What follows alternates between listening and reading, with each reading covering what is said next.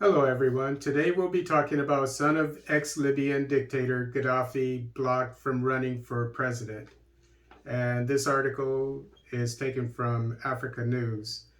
Africa News, I noticed that judging by the tone of this article, that it must be a Western uh, um, news agency, because it seems to be very critical of the late uh, uh, Moammar Gadhafi, who did a lot of great things for Africa. Okay, Libya's High National Elections Committee has disqualified Seif al-Islam Gaddafi, son of the late dictator Moammar Gadhafi, from running for president due to his prior convictions by Libyan courts. Gaddafi, however, can appeal the decision. Just in case you didn't know, it says here, I just said it, that he's trying to run for president of Libya. A Tripoli court had sentenced Seif al-Islam to death in 2015 for using violence against protesters in a 2011 uprising against his father. And he is also wanted by the International Criminal Court on charges of crimes against humanity connected to the uprising. Seif al-Islam submitted his candidacy papers in the southern town of Sabah on November 14th. It was the first time in years that the 49-year-old who earned a PhD at the London School of Economics appeared in public. The announcement of his possible candidacy stirred controversy across the divided country. Libya's first round of presidential elections will be held on December 24th after years of UN-led attempts to create a more democratic future and end the country's civil war.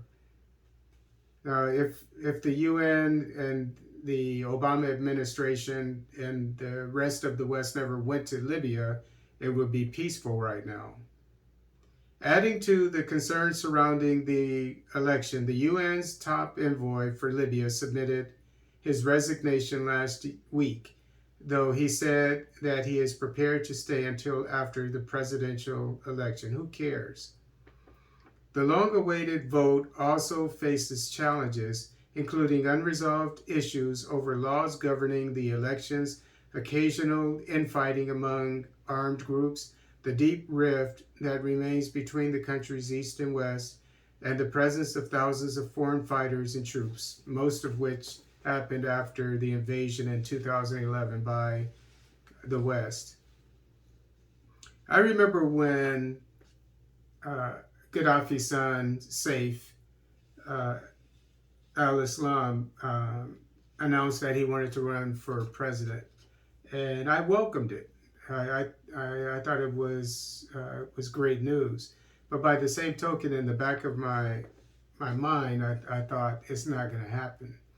The reason why is because it seems to be a culture of the West to block the descendants of heads of state that the West has assassinated. Case in point is Saddam Hussein. I went to Iraq. We were there for the invasion, so we were among the first people there. I was with a military unit patrolling in Iraq, and I remember after Saddam, I was there when Saddam Hussein was killed, or not killed, but he was captured, and his two sons, were killed, and then just before we left, we were there for a year. We were there from March 2003 until March 2004. And just before we left, we were at a prison. We were working at a prison, um, and we there was one of Saddam's nephews, and he was at the prison. And the only reason why he was there was to, from what we understood, this is what I was told, was so that he would be kept from entering into politics later in life. So they were keeping him from participating in politics. And he was just a nephew. He spoke fluent English with an American accent, and so he was in prison so that he wouldn't become maybe take Saddam's place 20 years later. So that's what I always thought when I heard about Seif running, potentially running for president of Libya. I just figured it wouldn't happen, just judging by the history of the West after it kills a head of state and topples the government.